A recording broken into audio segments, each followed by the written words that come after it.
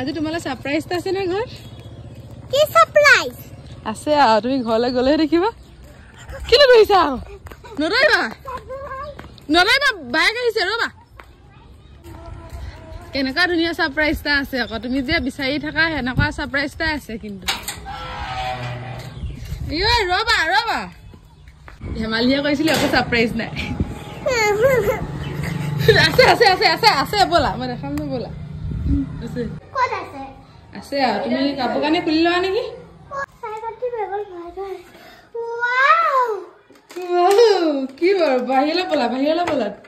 কেনেকা লাগিলে সাৰপ্ৰাইজটো ভাল লাগিলে তুমি বিচাৰি আছিলা না